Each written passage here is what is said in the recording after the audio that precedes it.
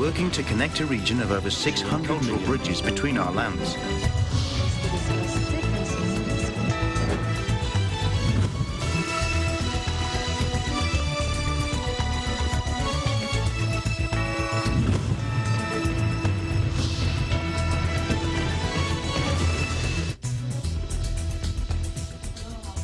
We're moving to the next stage of this pandemic, and as the world resets to the new normal, we find ourselves seeking the right balance between health and livelihood, constantly adjusting the boundaries between liberty and responsibility.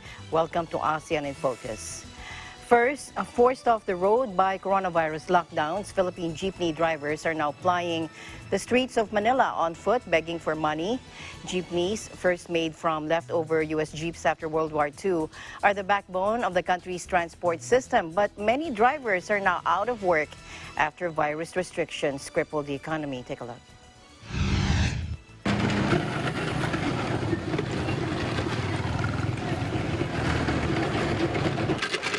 Wala akong mga puntahan, wala akong takbuhan. Nakakaya naman sa mga kamag-anak namin eh. Kasi mangingi kami, araw-araw, nakakaya naman. Kaya ginawa namin, nilak loob namin lahat mga kapwa-driver namin na mangingi tayo sa mga tao na gusto tumulong sa atin, meron tayong pagkain araw-araw. Kung minsan may nagbibigay dito, kahit magkano, tatanggapin naman po namin, malaking pasalamat po namin doon. Kahit pa paano makakain ng maayos. Pero kadalasan lang po talaga yung kinakain kami ng isang beses sa isang araw. Yun po ang nakakarasan namin dito. Pag minsan nga po kung walang magbibigay, minsan wala talagang kain. Ang gagawin, uutang. Ngayon punong-puno na po kami ng utang. Even when the initial lockdown restrictions in Manila were eased in June, only a fraction of the city's roughly 55,000 jeepneys were allowed to operate under strict rules. Drivers had to make their vehicles virus safe by installing plastic seat dividers and reducing capacity to comply with social distancing mitigations.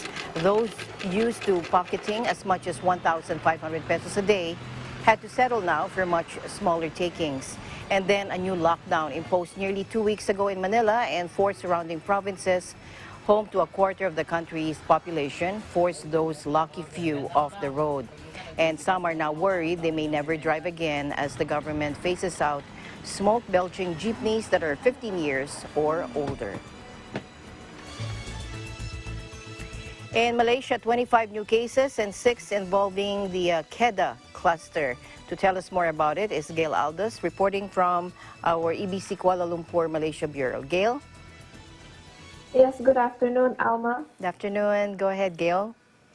A total of 25 new cases was reported yesterday, 9 of which were local transmissions, while 16 more were imported. Health Director General Datuk Dr. Nur Hisham Abdullah said this brings the cumulative total of positive COVID-19 cases in Malaysia to 9,200, with 216 active cases. He said the 9 local transmissions involved 7 Malaysians, one of whom was a pre-surgery screening case at the Queen Elizabeth Hospital in Kota Kinabalu, Sabah, while 6 more were from the Tawar cluster in Baling, Kedah, 5 of which were in Kedah and 1 more in Penang. Dr. Nur Hisham said there were 2 more local infections detected among non-Malaysians in Kuala Lumpur, where both cases were eatery workers after random screenings were done at their workplaces. News about the closure of the eatery has gone viral on social media, causing anxiety among customers. Hence, the District Health Office will conduct active case detection where further investigations and samplings will be done. The shop itself has been shut down temporarily for disinfection and sanitization. Meanwhile, the 16 imported cases came from 10 different countries. He said there were 28 cases of recovery yesterday, bringing the cumulative cases of recoveries to 8,859, or 96.3% from the overall total. Also to date, there are 7 COVID-19 positive cases in the intensive care unit, of which 2 require ventilator support. However, there were no fatalities reported, so the death toll remains at 125 cases, or 1.36 of the total number of cases. On the Tawar cluster, Dr. Nur Hisham said there are now 39 cases from this cluster. Some 899 individuals have been screened from this cluster, of which 727 were screened in Kedah, with 35 testing positive for COVID-19. 643 tested negative and 49 more are waiting results. 164 more people were screened in Penang and 4 individuals tested positive, while 155 were negative and 5 more pending results. In Perak, on the other hand, 8 were screened with 5 testing negative and 3 more waiting results. Active case detection and contact screenings were continuing for this cluster. Meanwhile, the Health Ministry also informed via Twitter that 3 more clusters are declared resolved, namely the Kuala Lumpur restaurant cluster and the Ramnad patients under investigation and Kuching Jetty clusters, bringing the numbers of resolved clusters to 78. Back to you, Alma. All right, thank you very much, Gail, for your updates there. Thank you, EBC Kuala Lumpur Bureau. Thank you, Alma. Reporting live from Kuala Lumpur, Malaysia, this is Gail Aldas. We live in interesting times. In Vietnam, the Health Ministry is looking to buy a bulk order of Russia's coronavirus vaccine. Let's get an update from Eliana Faith Sebastian joining us live. Hello, Eliana. Hi, Alma. Yes, good afternoon, Eliana. Good afternoon, Alma. Here are the latest updates here in Vietnam. First, Vietnam is looking to buy the Russia virus vaccine. Vietnam's health ministry is looking to buy a bulk order of Russia's coronavirus vaccine. State media said on Friday, despite the global skepticism over its effectiveness and safety, Vietnam could receive up to 150 million doses, with a fraction of them donated by Russia, state newspaper Twitter reported, adding that acting health minister Nguyen Thanh Long had approved the purchase. But state news website VN Express said officials were still deliberating over a health ministry plan to buy the vaccine doses. Moscow said this week it had developed the world's first vaccine offering sustainable immunity against the coronavirus and was in the final stage of human trials. Germany and the US are among the countries to cast doubt on the claim after Western scientists raised concerns about the speed of development and suggested that researchers might be cutting corners. It was not clear when Vietnam would be able to receive the vaccine doses, but Twitter reported that Russia had also agreed to donate a number of machines and other medical equipment to help contain the outbreak. Another update, a COVID-19 mother has gave birth in Da Nang. A woman being treated for COVID-19 in Da Nang has given birth to a healthy baby girl. It is the first time anyone with coronavirus in Vietnam has had a baby. The baby was born at Hoa Vang Field Hospital on Saturday, weighing 3 kilograms. Doctors had to perform a C-section. The child is currently incubated, but doctors say both the baby and the mother are in good health. Tests will be carried to determine if the virus has been passed on to the newborn, although the Ministry of Health say there is no evidence to suggest the SARS-CoV-2 could transmit from mother to baby. The mother is 35 years old and works at the factory in Huacan Industrial Zone, and she tested positive on July 30. On the COVID-19 cases update, 2 more people contract COVID-19. Vietnam tally rises to 964.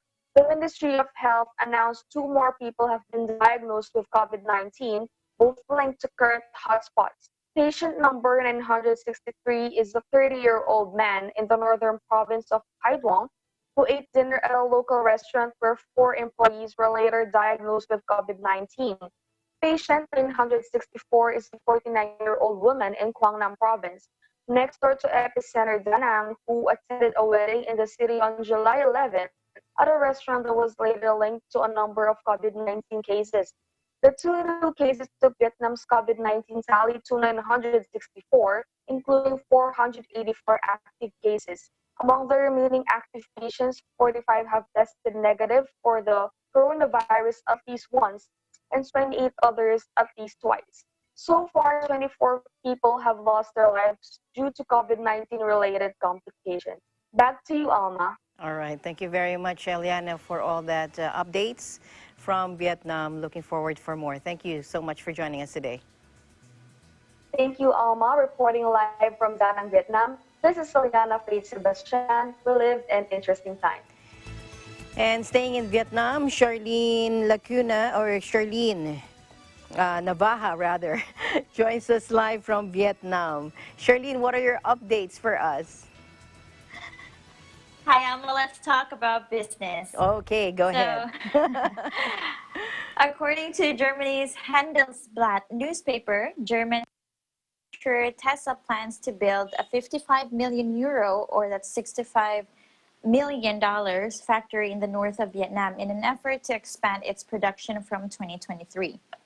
So in an article published last week, the newspaper said the coronavirus has shown how companies have to face risk as supply chains rely on each single country. Therefore, Tesla is not alone in choosing Vietnam. In recent years, the Southeast Asian nation has become a popular option for companies that want to expand their production network in Asia. So the virus is intensifying the trend, according to the article.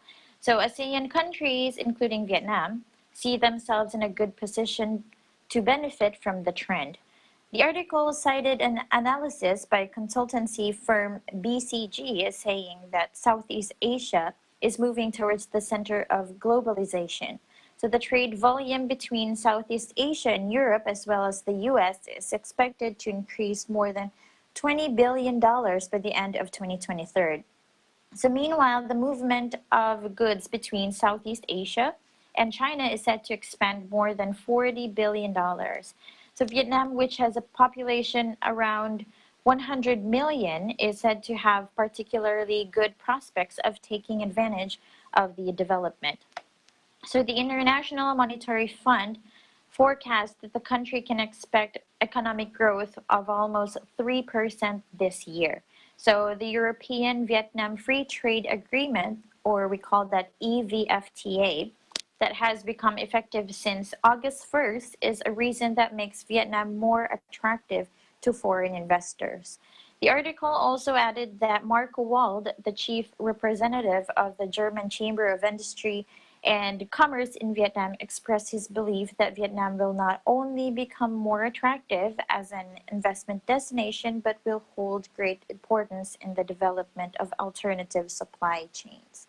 And in another news, Alma, armed with experience from coping with the first wave of the COVID-19 epidemic, many textile and footwear enterprises are quietly confident they can alter their plans as required and find new markets to cope with the second wave. So the situation is worsening, according to most companies in the two sectors, as the epidemic returns to Vietnam and continues to rage in many countries around the world. Le Thien Truong, the general director of the Vietnam National Textile and Garment Group, said that in the first 6 months of the year, though affected a great deal by the COVID-19 pandemic, his company sustained its operations and cash flows thanks to its decision to produce face masks and PPEs. But the situation would be very different in the second half since the demand for those products is shrinking rapidly. So since the global outbreak began in April, many Vietnamese garment and textile businesses have been told by their US and European partners that they would temporarily stop taking delivery of goods. So Pham Xuan Hong, the chairman of Ho Chi Minh City Association of Garment and Textile Embroidery and Knitting, said this was because governments in the US and Europe have declared a state of emergency and tightened border controls due to the rapid spread of COVID-19. So he added that they have asked Vietnamese businesses to suspend delivery, including those en route, until borders are reopened. So with the announcement of the suspension of deliveries, the market for textile and garments has narrowed by nearly 2/3. And Phan Thi Thanh Xuan, the general secretary of Vietnam Leather Footwear and Handbag Association, or LEFASO, also said that the domestic market is very small. Developing it would be a key solution and the difficulties in exporting, but it can never replace the US and European markets. And Nguyen Van Ming, the general director of the Nam Ding Textile and Garment, have restructured their markets to sustain jobs. So the company is seeking to expand its market for new products in the north and taking advantage of dyed fabrics to sell finished products and supply it to garment companies. And it also wants to strengthen the yarn, weaving, dyeing links so that all companies in the chain could benefit. And the EU or European Vietnam Free Trade Agreement, as I mentioned earlier, ALMA, will reduce import taxes on Vietnam's garment exports by more than 70 percentage points. So Vietnamese footwear and textile and apparel enterprises will benefit significantly from the EVFTA because of the tariff cuts. With most other countries that export textile and garments to the Europe not having a trade deal with the bloc, the EVFTA would open a great opportunity for Vietnam's footwear, textile, and garment exports if companies, enterprises meet origin requirements. Back to you, Alma. Okay, so the EVFTA, you're saying that because of that, tariffs would be lessened by 70%. Is that right? Yes, that's right, Alma. How come I can't see you? There you go. Now I can see you. Thank you very much, Erlene, for your updates there in Vietnam. And you stay safe, stay healthy. Thank you. Yes, you too, Alma. So reporting from Hanoi, Vietnam, this is Charlene Navaja. We live in interesting times. Now to Thailand, where schools have already resumed their classes and schedules. And it's now in full swing. Esther Odanga reports from Pattaya. 5 schools were given permission by the Center for COVID-19 Administration, or CCSA, to return to full classes and school schedules with strict hygiene measures and physical distancing rules.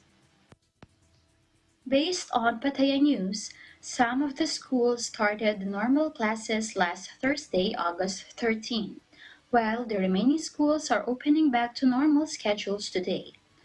Schools had been previously on a variety of so-called new normal programs, such as having alternate days for students, heavily reduced classroom sizes, having some students work from home or remotely, and other similar plans. Today, the schools in the country are allowed to resume normal school schedules and increase classroom sizes, although authorities have stressed that precautions must still be taken. Those precautions include temperature checks before school, as well as hand washing stations, and enforcement of physical distancing. Mask wearing is mandatory at all times in school for the majority of students. Some activities and extras, such as playgrounds and group activities, are still not taking place.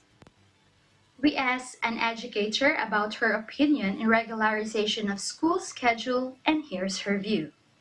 I think if school open is better than they study in their house because they can have conversation with teacher and student.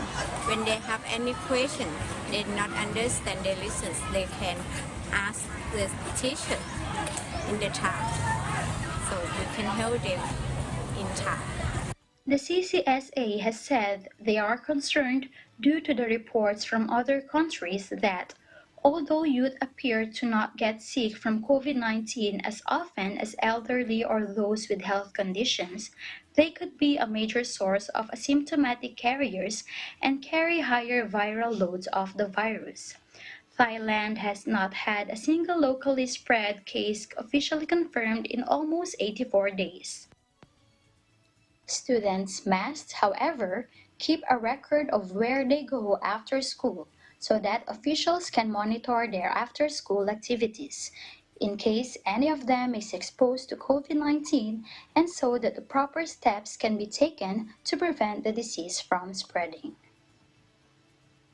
Giving you the latest updates in Thailand, this is Esther Odanga. We live in interesting times.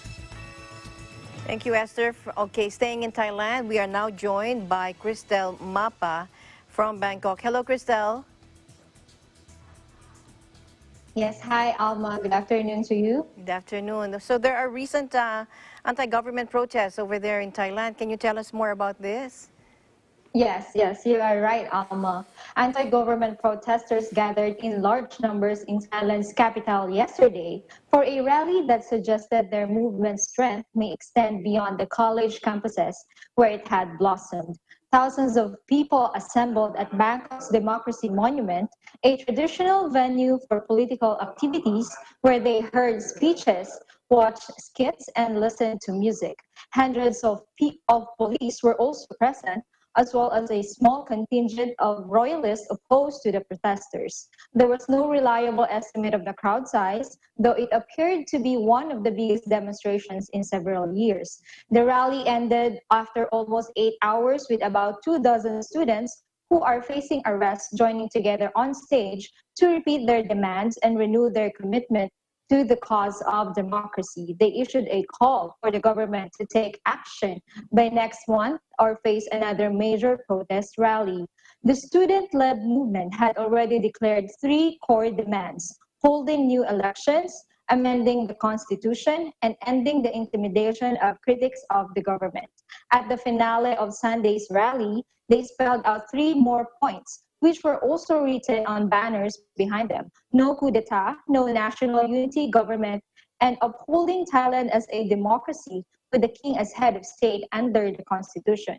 The reference to a national unity government was apparently a warning to all political parties against making a backroom deal instead of holding elections, and the reference to the king seemed to be meant as reassurance that they did not want to abolish the monarchy.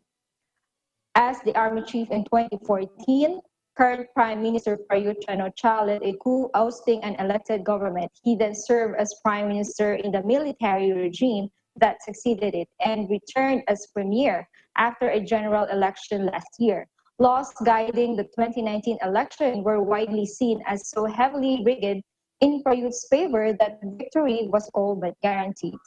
Protest leaders triggered controversy last week when they expanded their original agenda, publicly criticizing Thailand's constitutional monarchy and issuing a 10-point manifesto calling for its reform. Their action was virtually unprecedented, as the monarchy is considered sacrosanct in Thailand, and any criticism is normally kept private. The sensitivity of the issue was illustrated by the failure of most mainstream Thai media to report in any detail on the student of the monarchy. The issue was barely and only obliquely touched upon at Sunday's rally. Police have arrested several protest leaders and charged them with sedition for statements made at a small rally last July. They were released on bail and vowed to attend Sunday's rally in what appeared to be defiance of the terms of their release. The activists who took the stage at the rally's finale afterward walked to a nearby police station in what was believed to have been a bid to turn themselves in, but then quickly left unhindered, saying they had only sought to see copies of their arrest warrants. They were still waiting nearby after midnight as their lawyers discussed their legal standing with the police. Back to you, Alma. All right. Thank you very much, Cristel. And you do take care with all those rallies and anti-government protests there. Stay safe, stay healthy. Likewise, Alma. Reporting live from Thailand, this is Cristel Mapa. We live in interesting times. ASEAN in Focus, we'll be right back.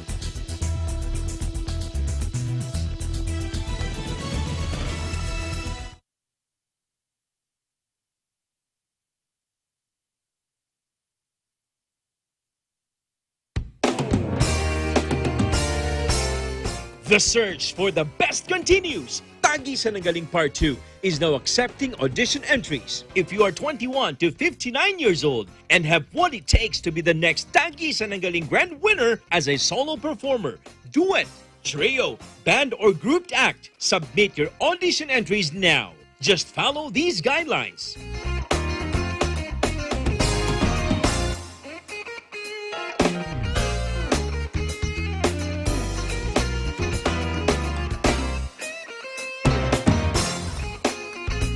To submit audition entries for the singing category, contact Nikki at 0977-651-9504. This is your chance to be Tagisan ng Galing's grand winner and win 2 million pesos. For more details and updates, visit and like the Tagisan ng Galing Facebook page. What are you waiting for? Join now!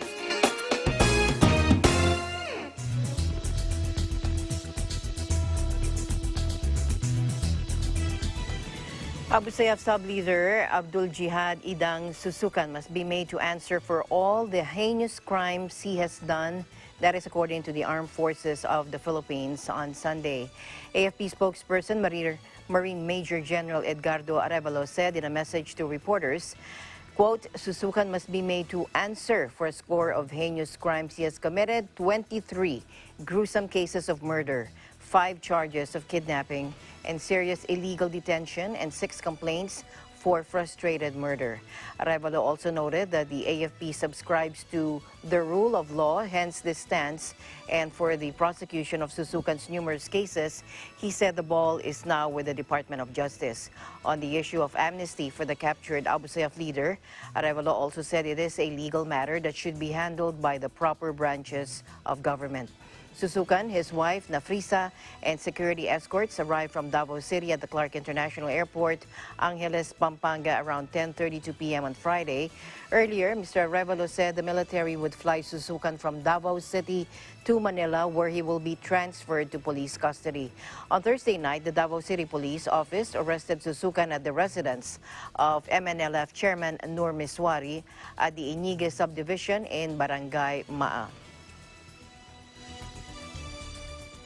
In other news, earlier we had a very special guest in the show, Ms. Yulia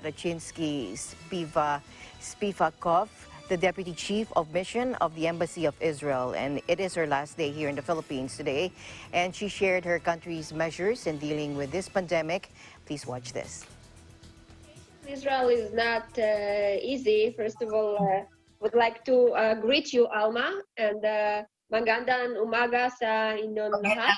How is Israel coping with the worldwide pandemic, and what can we learn from your country's measures in dealing with this? We all are facing the challenge of the pandemics, and Israel is not exception in this situation.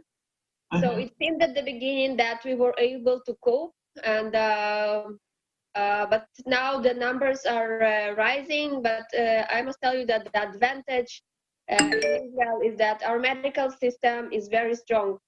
We were able to make all the necessary preparation during the time of the lockdown. The lockdown was very short. It was only for a couple of weeks. And then it was the decision of the government to reopen the economy, to make it able to operate and to sustain. But in the meantime, we were able to acquire a lot of equipment. So that's why there is not a lot of pressure on the hospitals in Israel, and we still, the capacity can deal with the numbers that we have. We are going to open schools with some adjustments, of course, and with observance of social distancing on September 1st. So the schools are going to be reopened fully, face-to-face learning. Wow.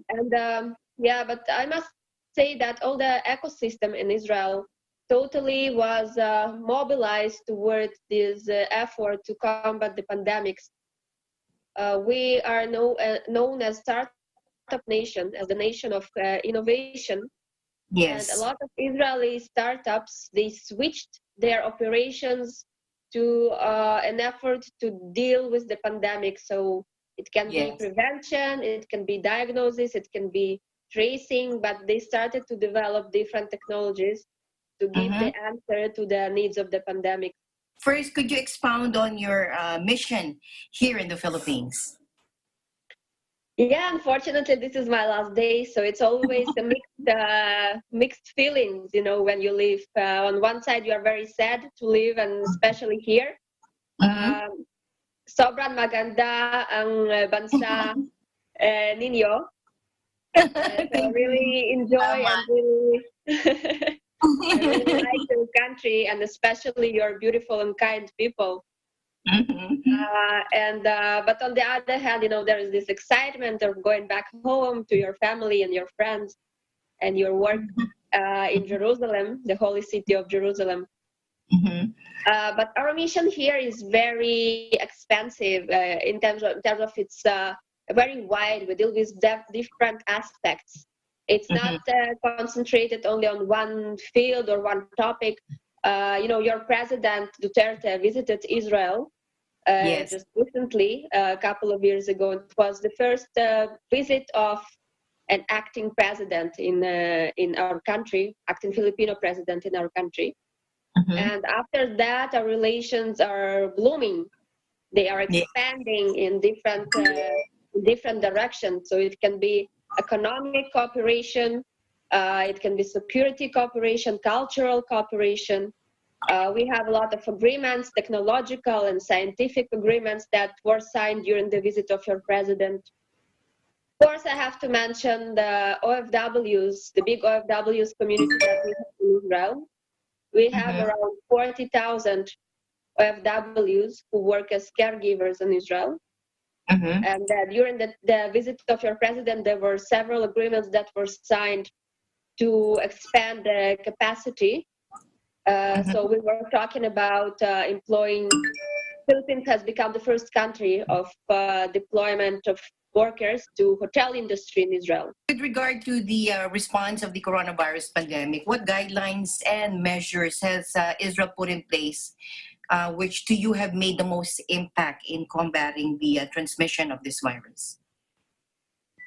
I think the measures are pretty much the same as everywhere else. So social distancing, of course, proper hygiene procedures, hand washing, and masks as well. So mass gathering were prohibited at a certain stage. Now they're limited up to 50 people in Israel. But I think there is a general understanding. At the beginning, some people were skeptical about the measures, but now I think the public in Israel understands that those measures needs to be taken in order to effectively being able to deal with the disease.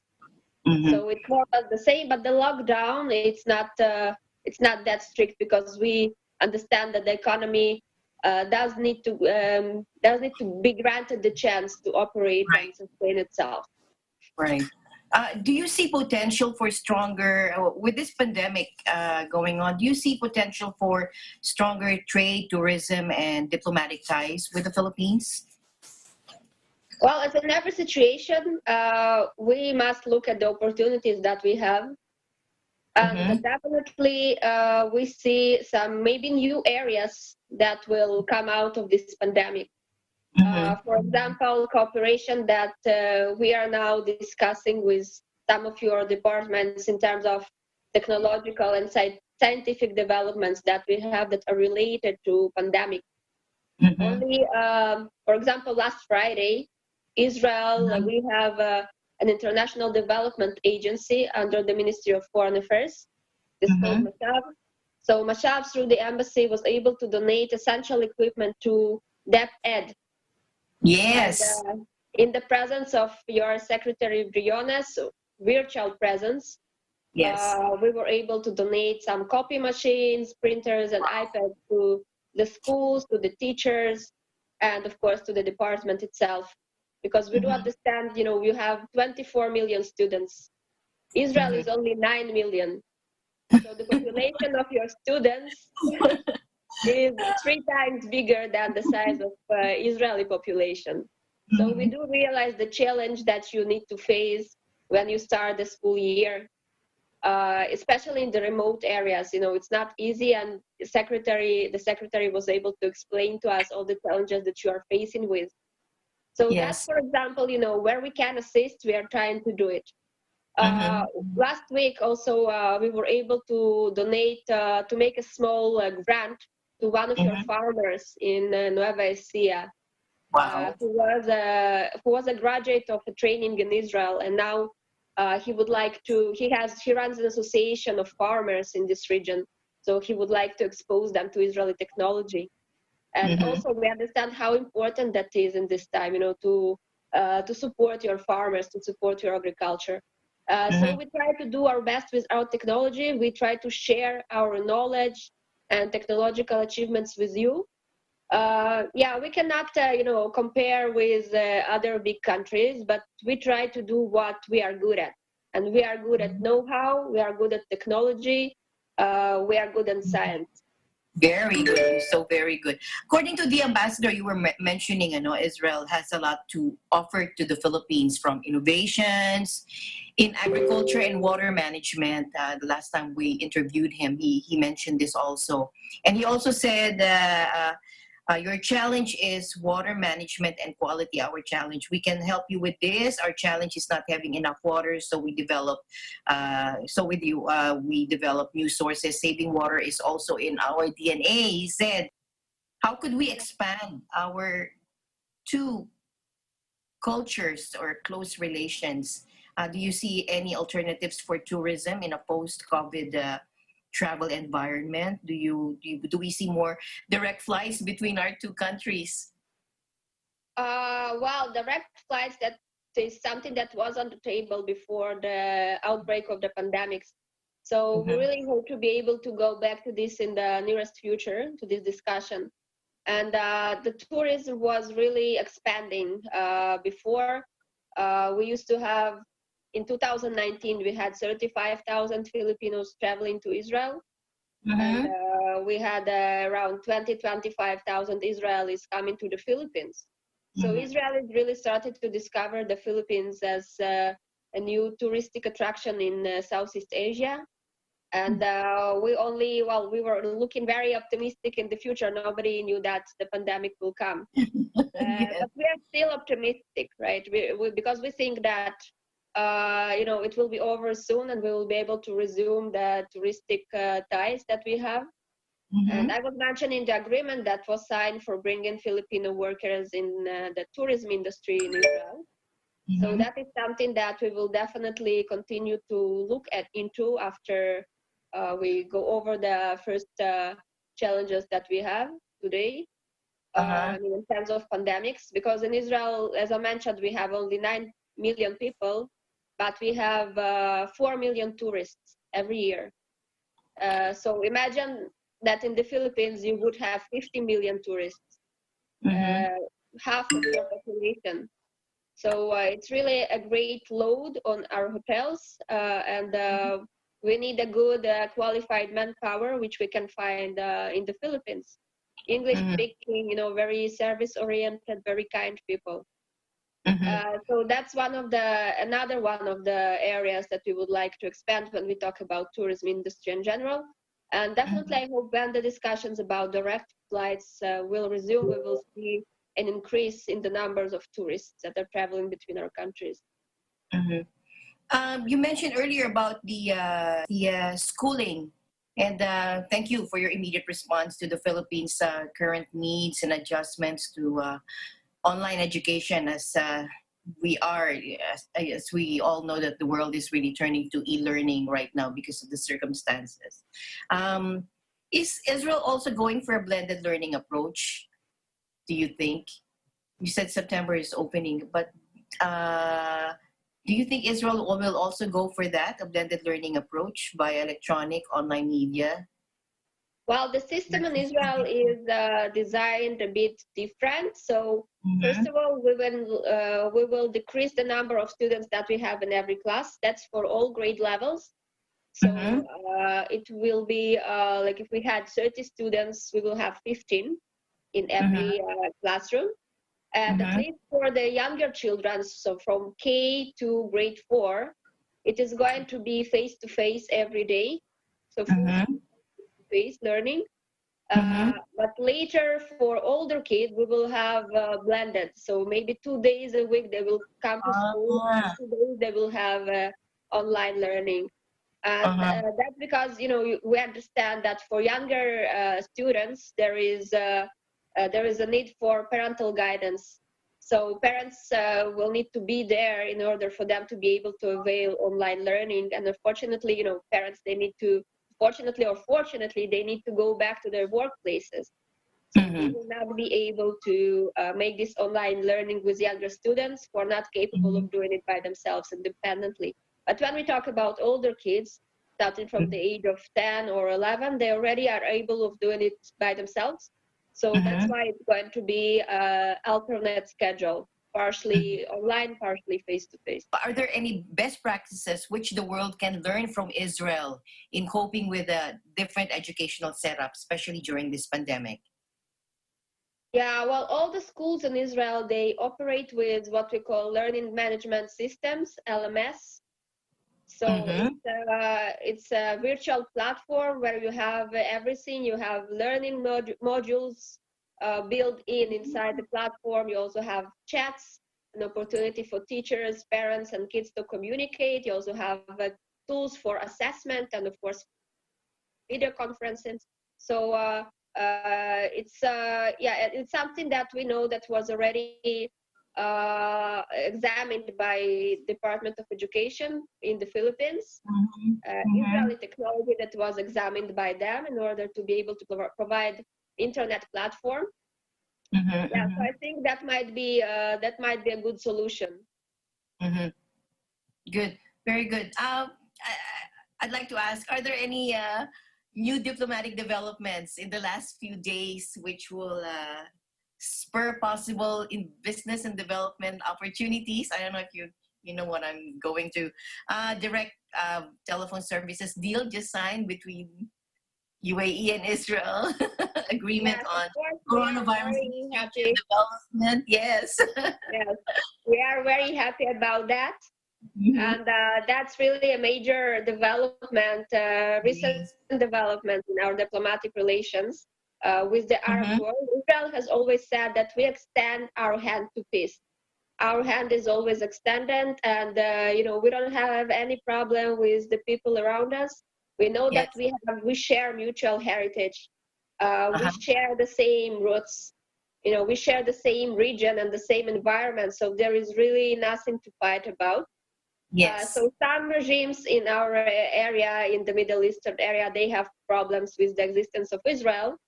Like Iran or terrorist organizations, Hamas or Hezbollah in Lebanon, that challenge the same existence of the state of Israel. And of course, with that, it's very hard to have a constructive dialogue. But when a nation like UAE extends its hand towards us, of course, we will be happily embrace it. And we know that your DFA has already issued a statement about this agreement, and we are grateful for the support that has been given to it. We still need to witness the actual signing of the agreement, of course, with the involvement of the United States. But we are really looking forward toward it. It will definitely create some new opportunities for Israeli businessmen, for Israeli people, for tourism, And we are looking forward to creating full diplomatic relations with this beautiful country. Yes. So this is your last day, and we're sad that you're leaving us. But what can you say did you take away from your stay here in the Philippines? Oh, we don't have enough time for that. It's a long list, but we share a lot of mutual values as the Israelis and the Filipinos. The major value that is mutual for us is family. We cherish our families, and the Filipinos, as I discovered, also that's of a great importance to every Filipino.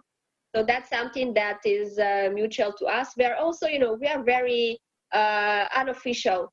So Israelis are very friendly. They are always smiling. They are very welcoming people. And the same is true for the Filipinos.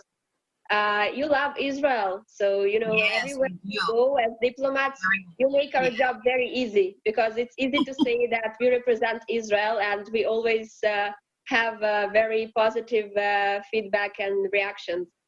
Because you're religious people, you are a religious nation, and Israel, with all its history, and of course being the land of Jesus Christ, has a great importance to the Philippines.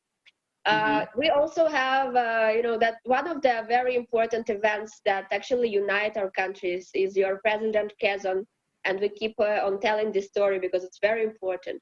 Your President Kazan, who was brave enough to open the doors of your country in receiving Jewish people that were fleeing from Nazi Germany at the end of the 30s.